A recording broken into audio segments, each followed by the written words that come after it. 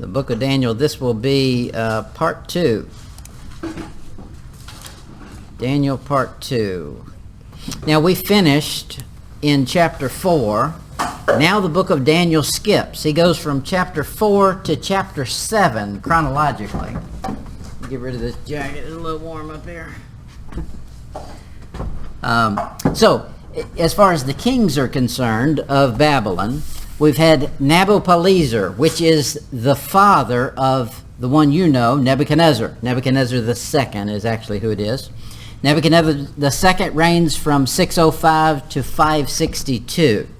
And that is covered in chapter 1 to chapter 4. After Nebuchadnezzar, then you get a king, Nebuchadnezzar's son, Evil Marduk. Evil Marduk. You'll find him in the Bible. 2 Kings chapter 25. 2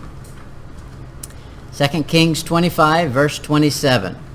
He comes to the throne right after Nebuchadnezzar, and he does something neat. 2 Kings 25 verse 27. You'll also find this in Jeremiah, but I'm just going to give you one verse. I'm taking it easy on you.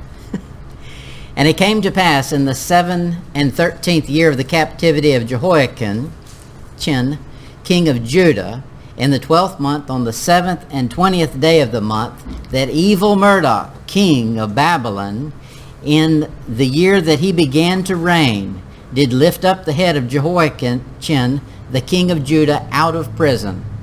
In Jeremiah, he tells you that he gave him a daily portion from the king's provisions. He treated him very well. Now, this, of course, was the king that when Nebuchadnezzar came through had originally been the puppet of Pharaoh Necho. We saw that this morning. And he took him back to Babylon and put him in prison. Well, his son let him out of prison. Evil Marduk was assassinated. He was assassinated by an army general.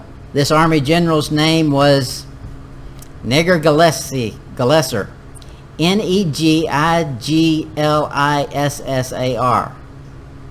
However you say that. And he reigned for 4 years. He's not mentioned in the Bible. He married the daughter of Nebuchadnezzar in order to gain access to the throne. He's later killed. But he had a son. And his son, they sat on the throne. This was a joke. His son was 12 years old. How much kinging can he do at 12? So he was probably there just as a figurehead. He only was allowed to reign for 2 to 3 months, because after him, there's a regime change. Now I'm going to give you a name that you don't know. You'll learn it in a minute. Nabonidus had a son. Nabonidus' son's name was Belshazzar. You know that name. And Belshazzar led a coup against the 12-year-old king. And he deposed him and killed him. Then proclaimed his father, Nabonidus, king. Ugh. That's quite ruthless. To take a 12-year-old off the throne and kill him? And I think it's satanic. And then he didn't even want the throne, or that was the implication he was given. He was doing it for the fun of it, and then he was going to put his dad on the throne. We'll find in a minute that his dad doesn't seem like he was really interested in the throne to begin with. So they proclaimed Nabonidus as king. Nabonidus rules from 556 to 539, 17 years. However, Nabonidus was in a self-imposed exile in Arabia for unknown reasons, supposedly. That was probably a spiritual journey he was taking, supposedly. He did stay around for a few years, but he did not like Babylon. He left Babylon, went to Arabia. His parents were probably Syrian, is what the scholars tell us. Nabonidus worked to increase the status of the moon god. This moon god's name was I'm going to spell it for you so that you'll understand why I'm not saying it. S-I-N. Sin. Now, who else do we know that worships a moon? That's the main symbol of their religion. That's Muslim. That's the sin god. And it's S-I-N, just like sin. He decreased the status of Babylon's traditional god, which was Marduk. Nabonidus wished to go as far as completely replace Marduk with sin. They've gone a long way. You remember Nebuchadnezzar? After he had his little animal adventure, we'll call it that, and God gave him back his heart, he proclaimed that the God was the ruler of all, the real one. To go from that to now trying to make sin the national god, seen a lot of countries do that lately. During his period of self-exile in Arabia, Belshazzar, his son, acted as regent or ruling authority in Babylon. And so he's a co-king with his father, because his father really didn't care about kinging.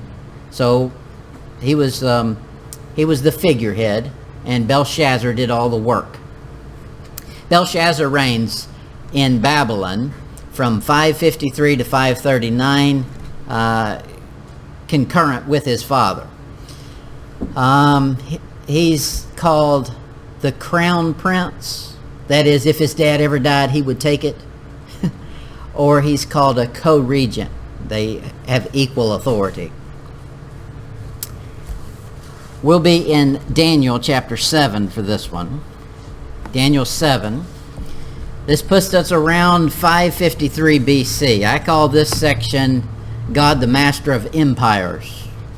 God runs this globe. Amen. I know the devil thinks he does, and he's got a lot of people fooled.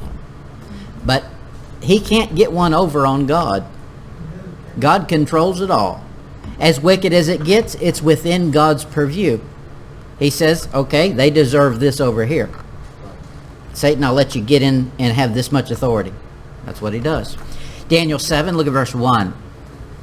In the first year of Belshazzar, king of Babylon, Daniel had a dream, and the visions of his head upon his bed. Then he wrote the dream and told the sum of the matter. Verse 2. Daniel spake and said, I saw in my vision by night, and behold, 4 winds of the heavens strove upon the great sea. Okay, 4 winds, that's something supernatural. That's something not man-controlled. And they strove upon the sea. You'll find the sea usually is used as an analogy for peoples. Usually it's analogy to a Gentile people, because God uses a different one for Jews. Usually it's land. The land is a reference to the Jews, or a field. You find that sometimes. Daniel 7 verse 3. And 4 great beasts came up from the sea, diverse one from another. These beasts are world rulers. Those are humans. In order to prove that, look down at verse 17. These great beasts, which are 4 kings, are 4 kings, which shall arise out of the earth. That is, human kings. In Psalm 75:7 it says this, but God is the judge. He putteth down one and setteth up another. That's what he does. He says, okay, I'm going to let this one have a little turn at it, and I'm tired of what he's been doing. We're knocking him off, and I'll put another one up. And if you watch, of course, I've got the video on the Assyrians changing their territories, but you'll see the empires do the same thing. You can watch it. We can look back in time and see them. The whole thing just changes and moves, and 1 minute it's Babylon who's running the show, then it's the Medes and the Persians, and then it's Greece, and then it's Rome. It just moves like that. That's God moving things around. In Psalm 75:6, he tells us this. In verse 7, he just told us, God puts down one and sets up another, does whatever he wants to, but the blessing comes in the verse right before it. Verse right before it says this, for promotion cometh neither from the east, nor from the west, nor from the south. that means God is the one who gives promotion. And you know where he is? He's due north. That's right. That's the only place you get promotion. Now for us, our promotion is not him setting us on the throne and then kicking us off the throne or doing this or doing that. Our promotion is we're going to be with him. And so shall we ever be with the Lord. Okay, the first beast we're going to find is Daniel 7. Look at verse 4. The first was like a lion and had eagle's wings. I beheld till the wings thereof were plucked, and it was lifted up from the earth, and made stand upon the feet as a man, and a man's heart was given to it. This is Babylon, probably a reference to Nebuchadnezzar himself. He said that these were 4 kings. So while the kings are kings of an empire, we can also probably connect it with a name. Probably Nebuchadnezzar. Nebuchadnezzar is the one who God made like a beast, and then when he was done beating him up for 7 years, he gave him back a man's heart. And he was a mighty ruler. The second beast is in verse 5, Daniel 7:5. And behold, another beast, a second, like a bear, and it raised up itself on one side, and it had 3 ribs in the mouth of it, between the teeth of it. And they said thus unto it, Arise, devour much flesh. Nice guys. This is going to be Media Persia. Probably Cyrus would be the one that fits this description. The third beast, Daniel 7, verse 6. After this I beheld, and lo, another, like a leper, which had upon the back of it 4 wings of a fowl. The beast had also 4 heads, and dominion was given unto it. The next one is going to be Greece. That'll be Alexander the Great. He comes in immediately after the Medes and the Persians. The fourth beast, that'll be in verse 7. After this I saw in the night visions, and behold, a 4th beast, dreadful and terrible, and strong exceedingly. And it had great iron teeth. It devoured and brake in pieces, and stamped the residue with the feet of it. And it was diverse from all the beasts that were before it. That's an interesting phrase. All of these beasts have been bad boys. This one is different than even the rest of them. And it had 10 horns. Now, I'll just tell you, historically, the next empire would be Rome. However, I don't think that's who this is. I think this is something satanic. This is going to be the revived Roman Empire with the Antichrist. That's the one that'll be completely different than all the others before it. Daniel 4, verse 17. This matters by the decree of the watchers and the demand of the word of the holy ones, to the intent that the living may know that the Most High ruleth in the kingdoms of men, and giveth it to whomsoever he will, and setteth up over it the basest of men, the worst of the worst. In God's eyes, the rulers he puts on the throne are just a bunch of nobodies, just a bunch of losers. In Luke, he says this, He putteth down the mighty from their seats, and exalteth them of low degree. Now we take that as an encouragement that God is able to give us peons, a higher call. However, that tells you about the government, doesn't it? He's exalted them of low degree. That's who he puts in the ruling class. Okay, well, it's a good thing. If all our rulers were great and we had a wonderful government and there was no corruption, we would be lazy Christians. When your government is corrupt, you better be praying. You better be on your knees. Okay, it works out pretty good, doesn't it? The next chapter, it'll be Daniel chapter 8. I call this God the Master of Might. This will be 550 BC. Daniel 8, verse 1. In the 3rd year of the reign of King Belshazzar, a vision appeared unto me, even unto me Daniel, after that which appeared unto me at the first. Okay, this vision is going to be a vision of a ram and a goat. And this is going to pick up where the other one sort of left off. They kind of bleed into each other. I didn't mention, On the board back there, I put the chronology of Daniel as far as the chapters, how it goes in the chronological order. Daniel 8, verse 3. Daniel 8, 3. Then I lifted up my eyes and saw, and behold, there stood before the river a ram which had 2 horns.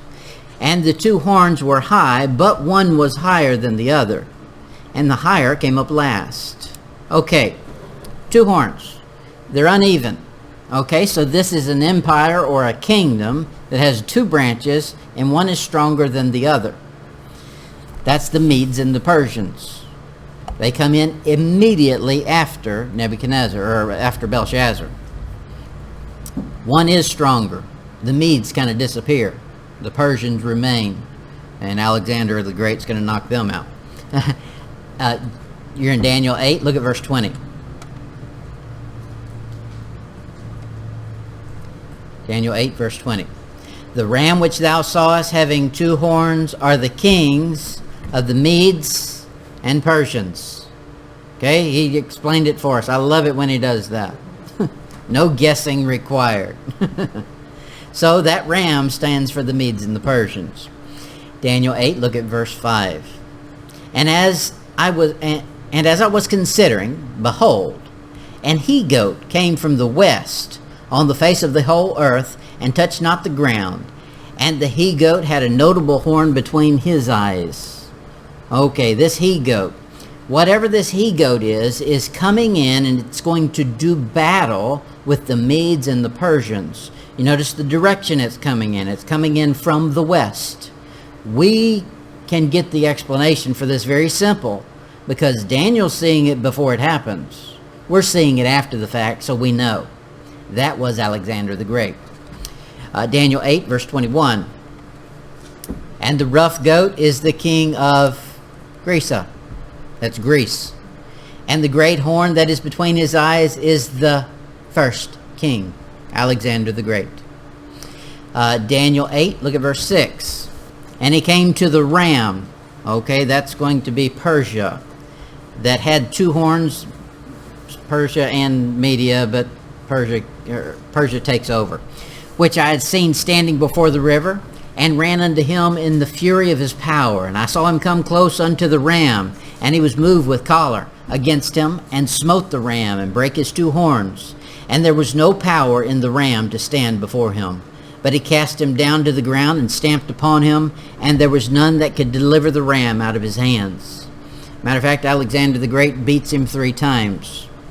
Battles of Alexander and Darius, not just Cyrus. He doesn't fight Cyrus, but Darius, his descendant, he does. Daniel 8, verse 8. Therefore the he-goat waxed very great, and when he was strong, the great horn was broken. That's a fact. Alexander the Great was at his strength when he died.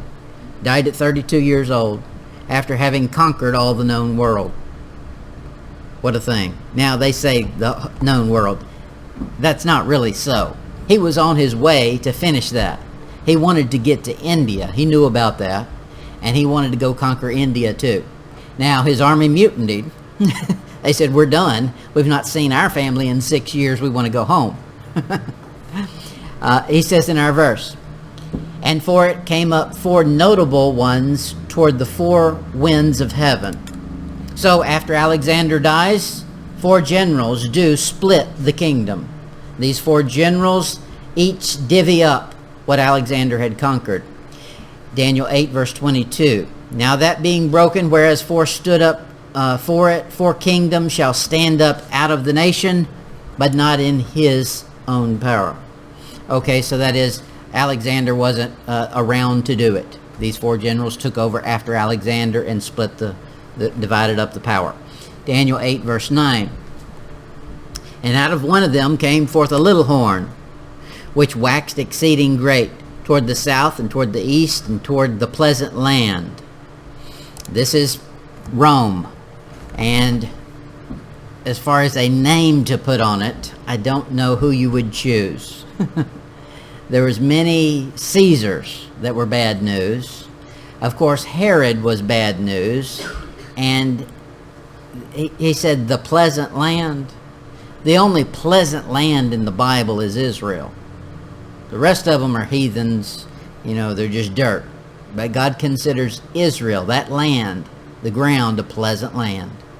And so Herod was bad news in Israel as far as usurping the position of king of the Jews. Daniel 8 verse 23. And in the latter times of their kingdoms, when the transgressors are come to the full, a king of fierce countenance and understanding dark sentences shall stand up. It's the Antichrist. And his power shall be mighty, but not by his own power. And he shall destroy wonderfully, and shall prosper and practice, and shall destroy the mighty and holy people. Now, this practice is just what you think, practicing witchcraft. Verse 25. And through his policy also shall he cause witchcraft, to prosper in his hand. And he shall magnify himself in his heart, and by peace shall destroy many. That's the way he comes in on the white horse with a bow. He shall also stand up against the prince of princes. When the Armageddon begins, we're going to have an adversary. But he shall be broken without hand, sharp two-edged sword. Find it in Revelation 13. Revelation 13:1. Here's this beast.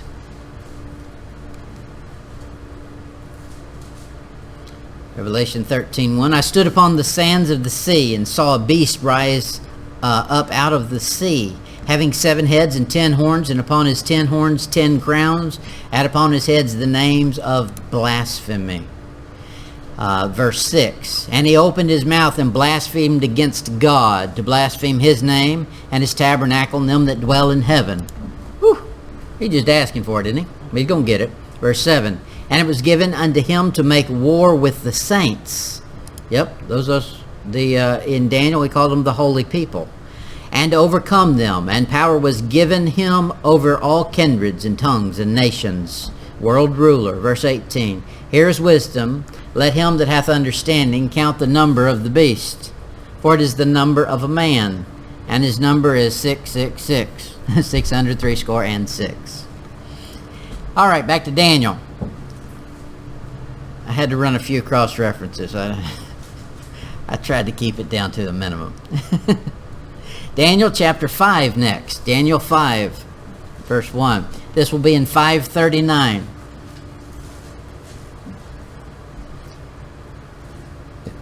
Daniel 5, verse 1. We know the year because this is the fall of Babylon. This one is clear. Daniel 5, verse 1. Belshazzar the king made a great feast to 1,000 of his lords, and drank wine before the 1,000. Drop down to verse 16. And I've heard of thee that thou canst make interpretations. Belshazzar talking to Daniel. To dissolve doubts. Now if thou canst read the writing and make known to me the interpretation thereof, thou shalt be clothed with scarlet, and have a chain of gold about thy neck, and shalt be the 3rd ruler in the kingdom. Okay, why is he offering him to be the 3rd ruler? Because Belshazzar is the 2nd. Remember, his dad is king, but he's playing hooky. His dad had actually come back at this time. He was just north of Babylon. But he's offering him a 3rd position because that would be available. He was the 2nd. Chapter 5, verse 30. In that night was Belshazzar the king of the Chaldeans slain. This is the guy who ruthlessly killed a 12-year-old. God got him back when he least expected it and let him know he was coming. Wrote him a little love note. I'm saying that sarcastic. There wasn't any love in it. He came in there. The writing was written, many, many tekel upharsin. It was written in his language. He understood the words, but he did not understand the meaning. Now, that's scary because many people go to the Bible and they read it and they don't have a clue what it's saying. They can read the words, but they don't understand it. They're Belshazzar. They better look out. The boom is going to fall. Verse 31. And Darius the Mede took the kingdom being about 62 years old. So at 32 years old, Darius takes over here as a Mede. He has a co-partner, an alliance with Persia, and that would be Cyrus in Persia. The next, look at Daniel 6. Daniel 6 verse 5.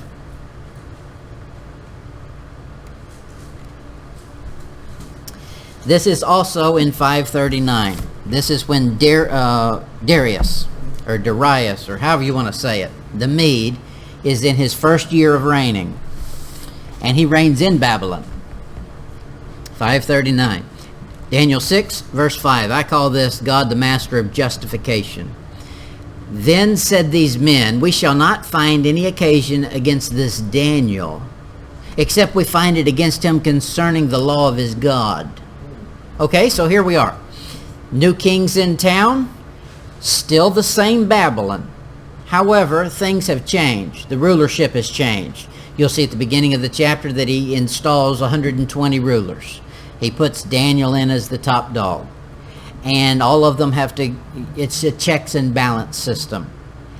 And these men don't like Daniel. He's too religious. So they're going to get him back. Daniel 6, verse 24. And the king commanded, and they brought those men which had accused Daniel, and they cast them into the den of lions. Doesn't stand very long. God protects his people. Daniel was protected, even though he had to go to the lion's den. I'm sure that wasn't a fun time. I mean, people paint pictures of it and make it look real romantic, but if it was me, I don't care how spiritual Daniel was, he was a little scared. Lions in the lion's den. God protected him, and then God justifies him, not Daniel. Daniel didn't have to tell off on him. Daniel didn't have to say, now, king, we got to do something about these lousy people telling lies on me. God took care of them. The king saw to it. They got in there. And for some reason, when they all went in there, the lions got hungry all of a sudden. Okay, we're still in 539. I call this God the master of history and mystery. Daniel chapter 9. Daniel chapter 9, verse 1. In the first year of Darius, the son of Ahasuerus, of the seed of the Medes, which was made king over the realm of the Chaldeans, in the first year of his reign, I, Daniel, understood by books the number of years whereof the word of the Lord came to Jeremiah the prophet, that he would accomplish 70 years in the desolations of Jerusalem. Okay, so Daniel's doing some math. Can't do math first. First thing he has to do is do some study. Then he's got some figures with which to do math. He said, I was studying, and as I was studying, I came across something. He said, I was studying books, plural. Not just Jeremiah. Jeremiah was definitely in the mix. However, that's not the only thing he was reading. We'll find later on the passage that he talks about the law of Moses. So he obviously had the first 5 books. Daniel 6, look at verse 28. Daniel 6, verse 28.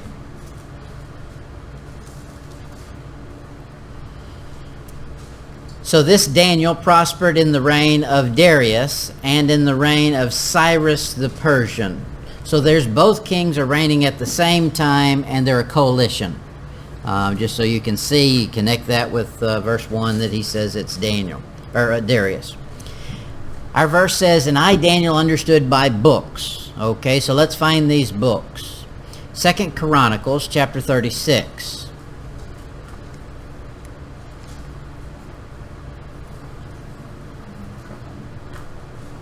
Second Chronicles 36:21. To fulfill the word of the Lord by the mouth of Jeremiah, until the land had enjoyed her Sabbaths. For as long as she lay desolate, she kept Sabbath to fulfill 70 years. Not much math required, is it? Spelled right out. 70 years. Said, now, this is somebody picking up on a prophecy.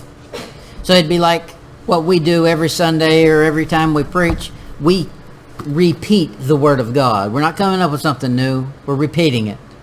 This was somebody preaching a stale message. They were preaching Jeremiah's message, but it was God's message, so it wasn't stale. Jeremiah chapter 25. Let's see Jeremiah do it. Jeremiah 25:11. Jeremiah 25:11. And this whole land shall be a desolation and an astonishment. And these nations shall serve the king of Babylon 70 years. Can't get any more plain than that. And it shall come to pass when 70 years are accomplished, that I will punish the king of Babylon. He sure did.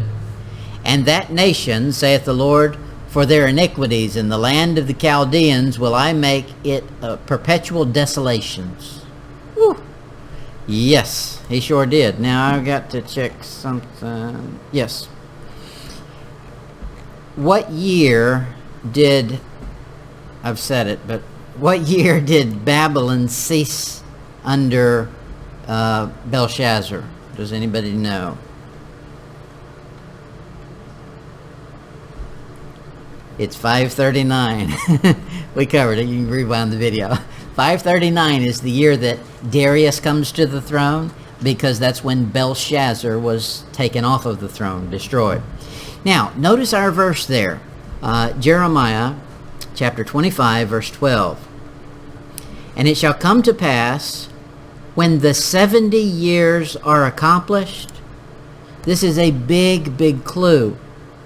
God's telling them, you'll know when 70 years is up, that I will punish the king of Babylon. Okay, that means the 70 years have ended with Belshazzar. And they have. If you go back to where we started this morning, we started the book in 609. Minus 70 years puts us at 539, exactly the date of Belshazzar's demise. Jeremiah 27, look at verse 7. And all nations shall and all nations shall serve him, and his son, and his son's son, until the very time of his land come. And then many nations and great kings shall serve themselves of him.